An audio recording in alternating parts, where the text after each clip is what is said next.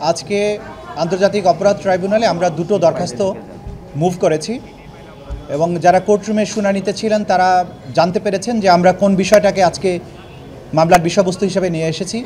আপনারা জানেন যে বিগত 15 বছরে বাংলাদেশে একটা ভয়ের সংস্কৃতি চালু করা হয়েছিল যে অস্ত্রের মাধ্যমে, সেটার নাম হচ্ছে গুম এবং আরেকটি হচ্ছে ক্রসফায়ার।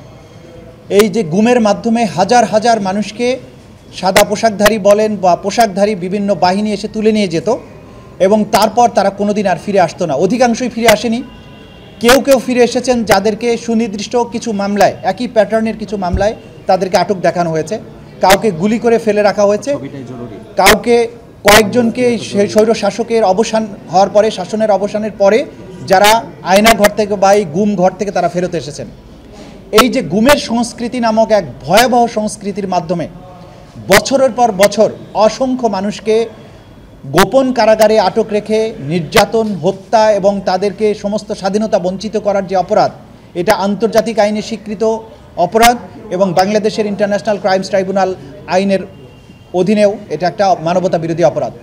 সেই অপরাধটা সংগঠিত হয়েছিল তদানীন্তন প্রধানমন্ত্রী শেখ হাসিনার প্রত্যক্ষ নির্দেশে, পরিকল্পনায়, এবং সেই সময়ে সরকারের যে সমস্ত বাহিনীগুলো ছিল, পুলিশ থেকে শুরু করে বিভিন্ন গোয়েন্দা বাহিনী, তারা সবাই এগুলোর সাথে বিভিন্ন এই বাহিনীর কিছু কিছু সদস্য যাদেরকে প্রলোভন দেখিয়ে, প্রমোশনের লোভ দেখিয়ে, বিদেশে পাঠানোর লোভ দেখিয়ে, নানানভাবে পুরস্কৃত করে পদক দিয়ে তাদেরকে দিয়ে এই সংঘবদ্ধ সিস্টেম্যাটিক ওয়াইড স্প্রেড এই অপরাধগুলো করা হয়েছিল।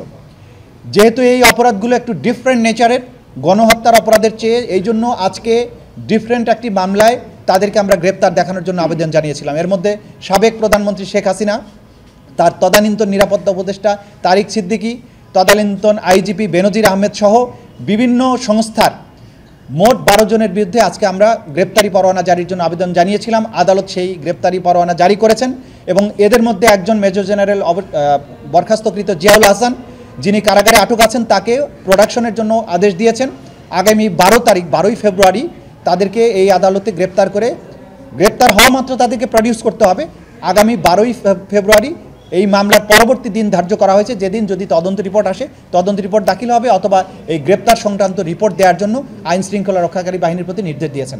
আমরা আপনাদেরকে একটা জিনিস বলতে চাই যে আমরা বারবার বলে এসেছি যে এই জুলাই আগস্টের বিপ্লবের পরে বাংলাদেশ যে নতুন অধ্যায়ে প্রবেশ করেছে, সেই অধ্যায়ের এই সরকারের, এই জাতির কাছে,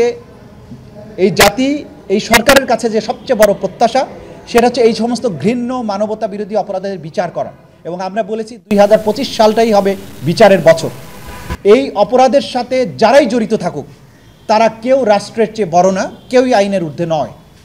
সুতরাং আমরা বলেছি আমরা খুঁজছি অপরাধ, আমরা খুঁজছি অপরাধী। আমরা দেখব না কে কত বড়, কে কোথায় চাকরি করেন, কার কি পজিশন।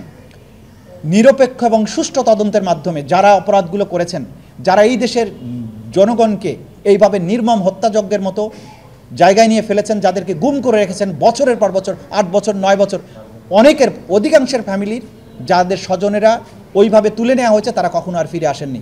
স্বজনরা জানেন না তাদের প্রিয়জন জীবিত আছেন না মারা গেছেন, মারা গেলে কবে মারা গিয়েছেন, কোথায় তার কবর হয়েছে, কিছু জানে না। তার সন্তানেরা জানে না, তার ভাই জানে না, বোন জানে না। এই যে ভয়াবহ সংস্কৃতি চালু করা হয়েছিল, এর একটা নিষ্পত্তি হতে হবে বাংলাদেশে।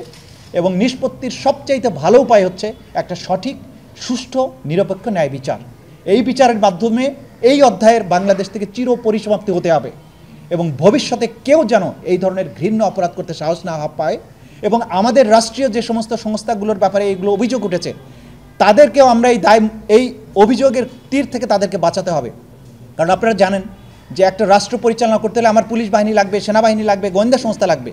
এই বাহিনীগুলোর উপর যে মনস্তাত্ত্বিক চাপ তৈরি হয়েছে কিছু সংখ্যক ক্রিমিনালের কারণে, তাদেরকে ক্লিন করতে হবে। এই ক্রিমিনালগুলোর বিচার শেষ হলে এই সংস্থাগুলো পরিশুদ্ধ হবে, রাষ্ট্র আবার নবযাত্রায় সামনের দিকে এগিয়ে যাবে।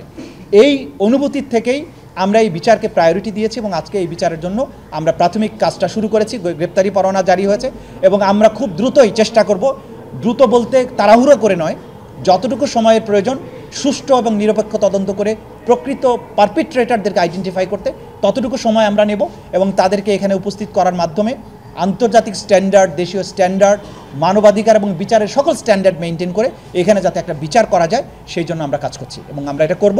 এটাই আজকের দিনে আপনাদের জন্য আমাদের পক্ষ থেকে মেসেজ। কয়েকজন সেনা কর্মকর্তা আছে, বিভিন্ন বাহিনীর আছে, নট অনলি সেনা কর্মকর্তা, এখানে প্রধানমন্ত্রী আছে, তারপরে তার নিরাপত্তা উপদেষ্টারা আছে, তারপরে বিভিন্ন বাহিনীর বিভিন্ন পুলিশের কর্মকর্তার ঊর্ধ্বতন আছে। আমি নাম কয়েকজনের বলেছি, যেহেতু বাকিদের নাম আমি বলছি না, কারণ আমাদেরকে গ্রেপ্তারি পরোয়ানাটা জারি করা অর্থাৎ এটাকে কার্যকর করার জন্য ব্যবস্থা নিতে হবে। আমরা যদি সবার নাম বলি,